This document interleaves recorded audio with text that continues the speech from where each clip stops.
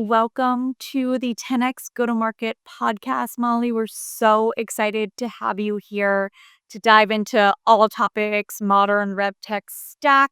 We'll cover lots of different topics of assessing AI and evaluating AI tools and getting reps to adopt new tools of all the different things that you focus on for the past several years in your world. And so before we dive in, I'll give you a quick intro and then would love to hear from you as well. So, for folks who have not met Molly yet, she is the VP of RevOps and Enablement at Engine, the modern travel platform for booking and managing work trips. She has a RevOps experience from a lot of different startups, a lot of different tech companies, and she spent millions procuring software and how to go to market over her career. She also has an incredible newsletter you should check out called the Revtech Review with unbiased reviews of emerging technologies. So, Molly, we are so excited to have you here. Thank you for being here. Anything I missed in your intro? No, I don't think so. Really appreciate it, and I'm thrilled to be here today. Amazing. So maybe, Molly, what we can start with is I actually saw that you were on another podcast and you said that you were in RevOps before it was cool, which I appreciate that as well as early in my career being in the sales ops world before it was called RevOps. Tell me about that. I would love to learn about your journey into RevOps and why RevOps is now so cool these days. Yeah, it's funny because I think about, like, when did I actually know what RevOps was, right? And this would have been probably back in, 2018, 2019-ish time period. And I was doing actual, like, data architect work on a RevOps team, and that was, like, the first time it was like, "Oh, what is this concept?" And it's funny because it was actually in an ag tech Hmm. company, right? So it wasn't even a traditional SaaS company that was even more progressive than where the market was at that time. But I joke that I've been in RevOps since before it was cool because I really started my career similar to you in sales ops before it was actually even sales ops, right? Working through CRM, like old school Dynamics, Sugar, NetSuite, like really, really kicking it. Then moved into marketing ops, like, at the rise of email marketing. So I worked at Marketo on their professional services team, like, when we were really thinking about, sales and marketing alignment and how email marketing and customer marketing and all of that started to come into play. And, since then it's been, 15 years to not age myself, like, have held about every type of revenue ops role, whether it's in sales, marketing, CS, partner, process and systems type roles in that landscape. And now it's just kind of cool because there's actually a name to the things that I was doing earlier in my career. And there's like a team function around it. So great that. That's great. I'd actually not prepare a question, but since you've done every role in RevOps, what do you like the best and what do you find the most challenging? Maybe they're the same. Yeah. Yeah, no, that's a great question. I can say, maybe it's not what I like the best or what I am the best at, but I can tell you what I'm not the best at, right? I would say that, like, I know my weak point in this is generally enablement. Not Mm. because I don't value enablement. It's because I would say being a strong, operationally minded person, enablement requires a tremendous amount of patience to it, which generally I struggle with. As a mom of three, I probably need to get better at that to begin with. But I think, I have so much kudos and credit and, like, accolades for enablement. There's just such a thoughtful component of, like, how to teach people versus, my mindset's like they should just kind of get it, right? It's like I built this great process, like, go do it. And so I think just that rigor and that the methodology behind that and being able to, like, teach people how to do things. So I would say I would be a horrible enablement delivery person without a ton of work. Definitely not my skill set. And then I'd say the thing I really enjoy or where I naturally gravitate, I think, is always going to be the systems side of things. I really like building. I like challenging myself technically. And just with the rise of, the tech and tools and AI and things coming out, like, that just continues to get me really excited. Um, because, again, like technology solves helps to support processes. And so like how we can make that efficiency gain through the use of tool and tech is just still going to be something that I don't think I'm ever going to get sick of. It is a great point. Thinking back on everyone I've worked with in RevOps and enablement, the skill sets are really different. And so even though enablement often sits under RevOps, the person that grew up in sales ops versus the person that grew up in enablement, like totally different skill sets, and magic can happen when they work well together. So that definitely makes sense, and I resonate with that, with the impatience of I built this thing, now go use it.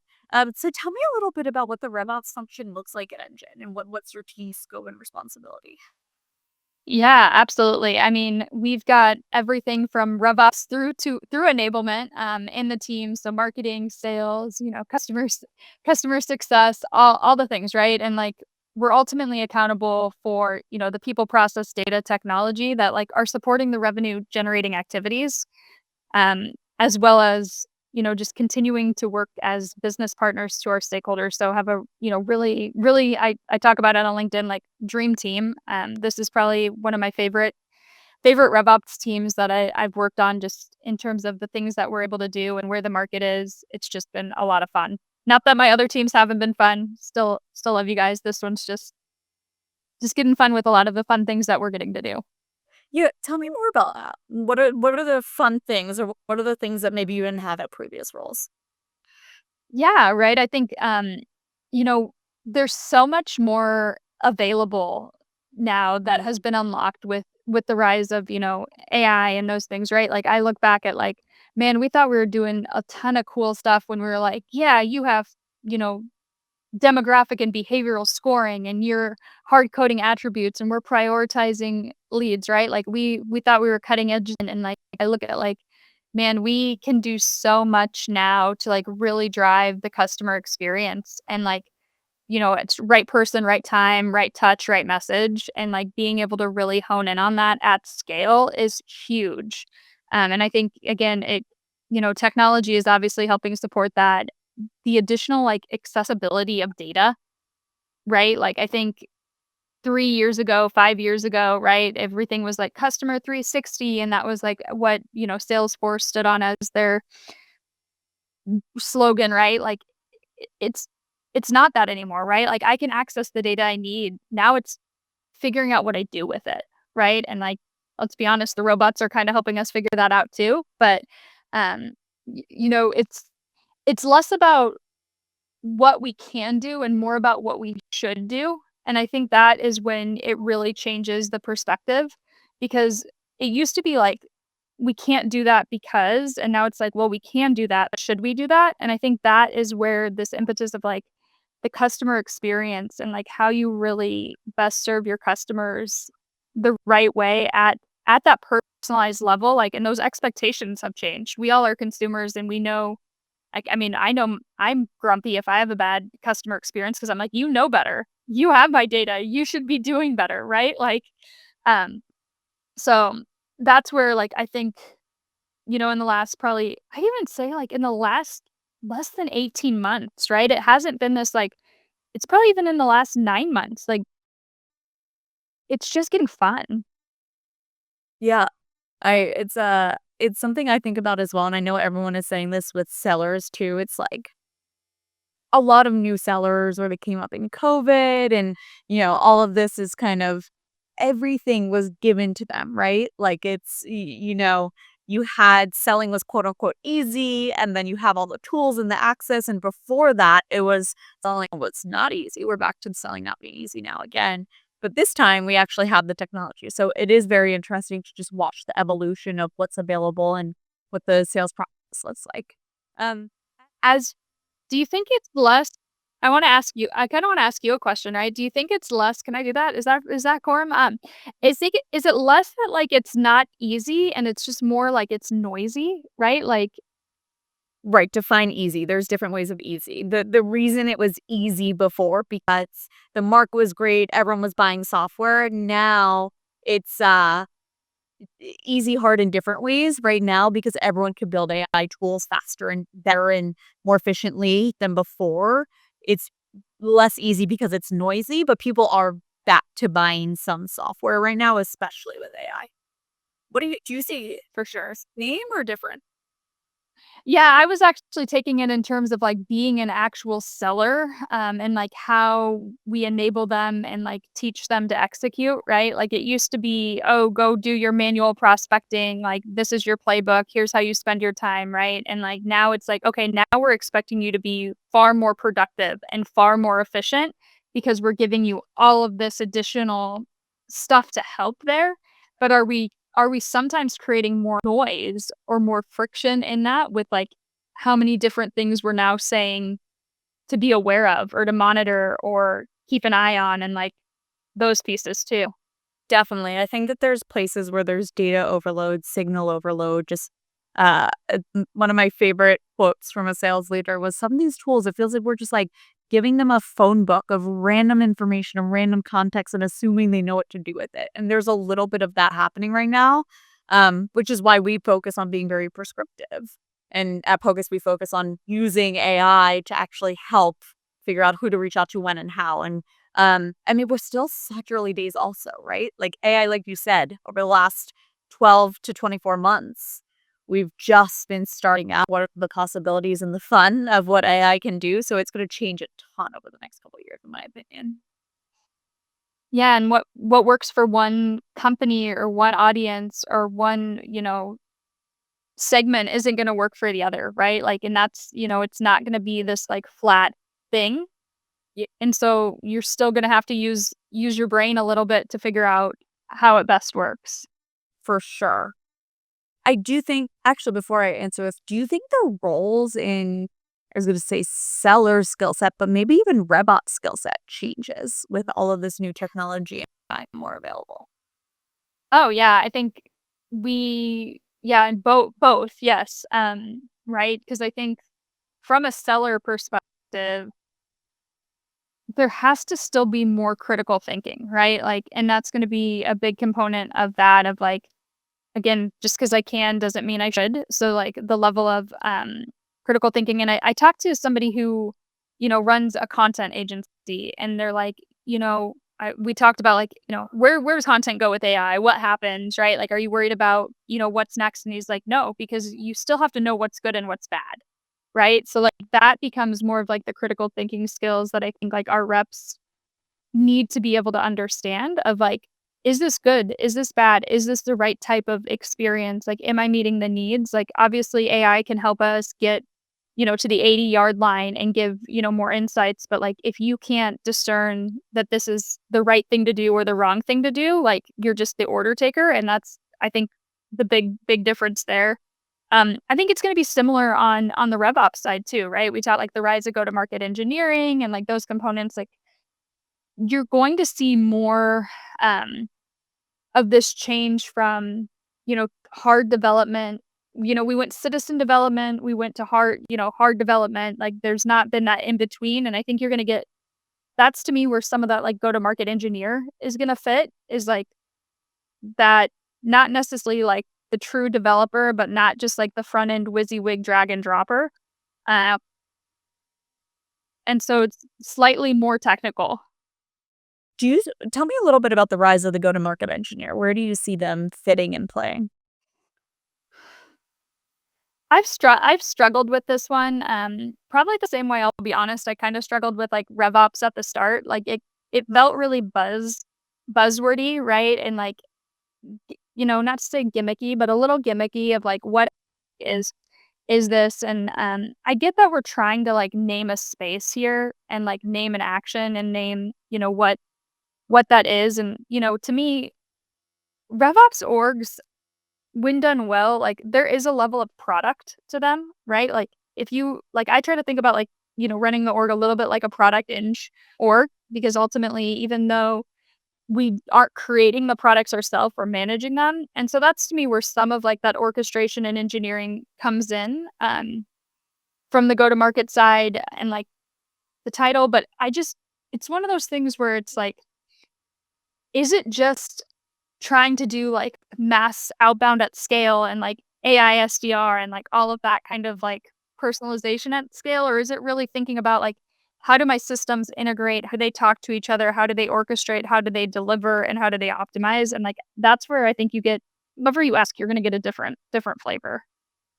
Going back to thinking about your RevOps org as a product function, is that in the sense of if you think about sales as your customer and they're capturing requirements and feedback and then iterating on the quote unquote product, the tech solutions and process in order to deliver the bestest solution? Is that how you think about it? Yeah, and to the same extent, like, as, you as a, as CEO, but, like, the product leaders on your team think about North Star metrics, right? Like, what are the North Star metrics I need to hit? Those are my North Star metrics that I need to hit based on, like, the tooling that, like, we're running and the processes that we're trying to drive with our consumers. We ultimately have 2 consumers. We have our internal stakeholders, but we also have our true customers. But how you think about, what you're delivering, why you're delivering, requirements gathering, feedback loops, like a lot of the core principles of like a prod eng org should relate to, your RevOps, even though you're not building the tools themselves. And I've had a lot of fun debates on like why I think it's actually harder when you don't get to build the tool yourself because you have less control over it and have to be more creative. But some product people like to argue with me on that one. Hmm. And so I know you said RevOps, go to market eng. We'll come back to go to market eng. But at RevOps, you said, in the beginning it was tough to get around, a little gimmicky. Now I feel like it's a pretty clear uh, kind of explanation. Like RevOps is an umbrella for all the different functions now that roll up to it. Or do you still feel like it's a little gimmicky and we're really just doing sales ops? No, I definitely don't think we're just doing sale ups when done well. I think though, one thing that, I've seen is like I've not worked for 2 of the same revenue operations organizations, right? I think it's still something that's really built to the business, which it should be, right? Because that's what's going to make it the most impactful.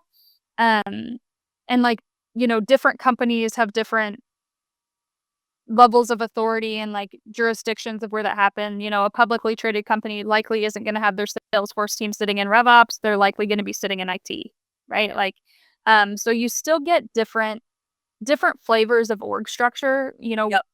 We don't know who RevOps should report to either, right? Like that's always like the age old debate of like it depends. What do you think? But I think as long as like I honestly think it depends, right? I have reported to almost every C-level role in some way, shape, or form, um, and it's okay. I think it's more about, like, where you're gonna have the most impact, and being able to manage it. I'll be honest, I do like not reporting it through, like, a CRO because I like to view myself as more of the business partner to that CRO on the revenue side, and I think having broken reporting lines there creates a better working relationship.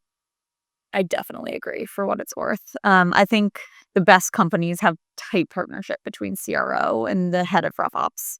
And it should be thought of as like you're one brain executing on the same vision, just one's more day to day with the prospects, one's the engine sheet behind it. For sure, and I can't remember the last point. I don't I'm gone now. It's gone out of my brain, but No worries. I would be curious. Sometimes I also feel like we're just in this like tech bubble, right? Like you mentioned before, like RevOps might not even be a thing at other companies. How much do you feel like this go to market end role is a tech bubble we're in, and there's a bunch of startups coining it, and it's something that's just here and it's gonna fizzle out, and really we're just talking about is something that's already existed today. yeah, I think, we've just labeled it, right? It's existed, people have developed the skill set, like, you're putting more formality on it, right? It's really been a lot of, like, cross and systems leaders that have been doing it anyway, or, like, your more technical operations orchestrators. We're just putting a title on it, right? Like, I don't have go-to-market engineers in my org, nor probably will I, but, like, do I have people who are orchestrated in different tools and, like, doing the work? Absolutely, right? And I think anyone who has an ops team, has a systems team is going to have those people doing it, whether you put a label on it or not. I think it'll be really interesting with just the rise.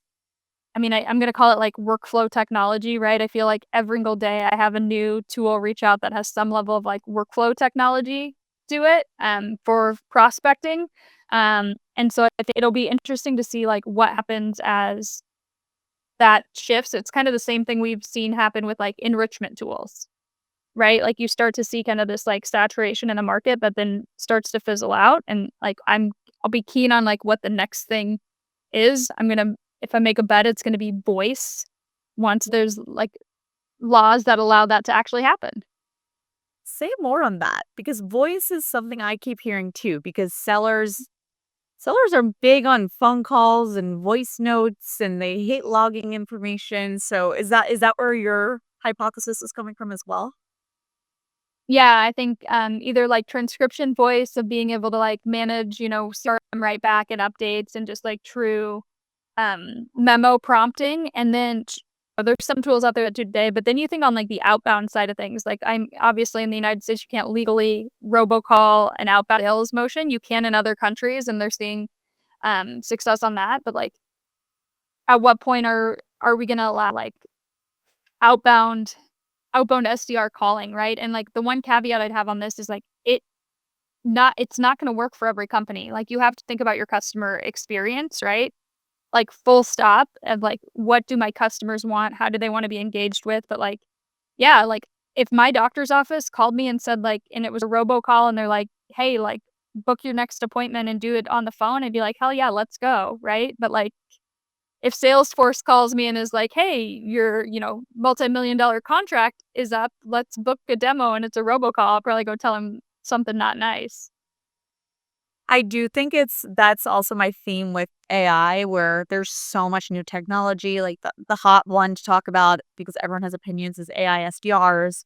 Is this good for my business? And the answer is usually it depends. Like, do you have, more of a transactional business? Do you have a lot of brand reputation at risk? Like, there's a lot of it depends. And so I think in this new world of AI, there's a lot of people that are like, this is gonna be great, but it's usually great for a subset of either a use case, a specific business, a specific North Star goal that you have in mind. Does that See, I hear part about this that I don't. It totally does, and, like, the thing that I think people forget about is, like, AI is not a set it and forget it, right? It is learning, like, you almost have to think about it as, like, a baby, and that, like, you're growing and nurturing this baby, right? Like, and getting it to all these, like, different phases of life, and, like, that's the whole, like, rad concept of, like, how are you feeding it information? Like, if you are a company that's progressively, like, launching new products and features, like, you have to have the right operational practice around how do I keep training this? How do I make sure I have QA on it, right? Like AI hallucinations are real. Like they're not going to go away. So how do you have the right QA? Back to your point on like brand, right? What's your risk tolerance that you have to be wrong on something? And so I think it's really important that like you think about that, especially like as you start plugging it into so many different pieces, like how do you keep it updated? How do you keep it fed? How do you keep it nourished? Now I'm talking about it like it's like a plant, but like it has to continue to grow and evolve and like models change too, right? Like and like you have got to stay on top of what's happening or it will be wrong. Yep, I mean, that's also the thing with uh, that's why I feel like we're also in such early stages of AI and what people really understand because people are still thinking about it as just like a chat interface, like asking it a question and spitting out an answer. But once you really can train and model and teach AI, get the feedback loops and understand what's working and not working, that's really where the magic will be. And that's actually in my head also where I think go-to-market engineers can play more role of actually, tuning the AI and it can become even like prompt engineers in a way because, there's a lot that can now be done. You almost have, yes, the systems and tooling and ops brain power on a RevOps team. But I also think something we haven't talked about is they'll have to be good prompt engineers in ways of being able to feed the AI information and prompt it in the right way.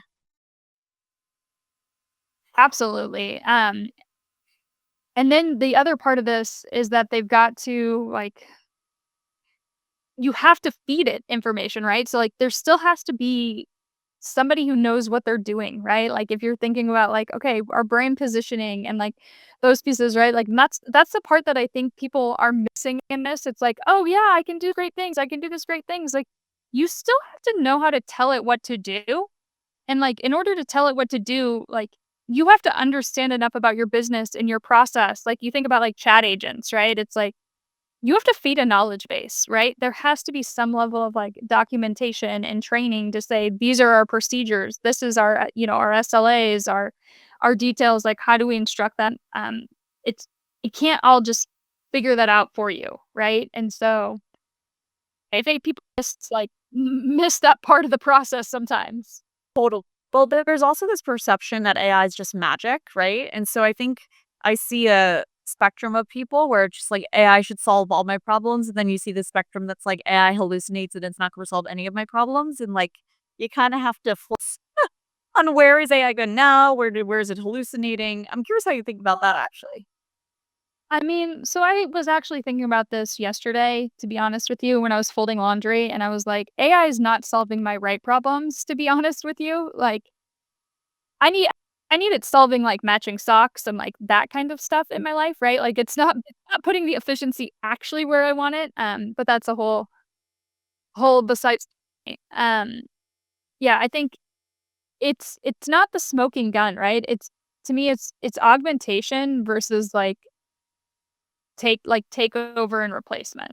And I think the people who are like looking at it as like, okay, cool, I'm gonna cut all my staff and cut everything and like just scale back, like aren't thinking about the right approach. I do think like there's places where it's going to substantially augment though, especially um, when you have, you're gonna see, companies that are gonna be able to like scale a lot faster, start off a lot sooner and unblock themselves, especially like in that startup phase because of it, but they're gonna have the skill set to be able to do it. It's just knowing where your limitations are. For And also how you're building your business model around that and who your like, again, go back to your customers. Like, if it doesn't meet the needs of your customers, it doesn't matter then. 100%. How I think about it is AI can do the first level of consolidating information, maybe the first level of research and thinking, but you still need humans to do that next level of critical thinking and going a bit deeper and really make decisions based on what they're hearing from various parts of the organization. Yeah, and I think oh, go ahead. No, go ahead. No, it's one of those things, right? It's like it's we shouldn't be augmenting like like we can augment human capabilities, like we shouldn't replace critical thinking. Like those are still things that like we need to make sure we have, right? And like again, I'm gonna say it again, it's like if you jeopardize the customer experience slightly with it, like we're all good consumers, especially as tech savvy ones. Like we know, like I know what emails are AI and which ones aren't, and like I'm okay with it, right? Like because that's who I am as a consumer. But like make it good. Yep. Yep. Somehow we're already at time because I feel like we got to about question number 1 out of our 7 questions. So this could have been much longer podcast, but Molly, this was awesome. We got some very unique insights that I haven't heard before and really your own critical thinking of what RevOps looks like. So thanks so much for being here. I love this conversation. Yeah, thanks for having me. This is a blast.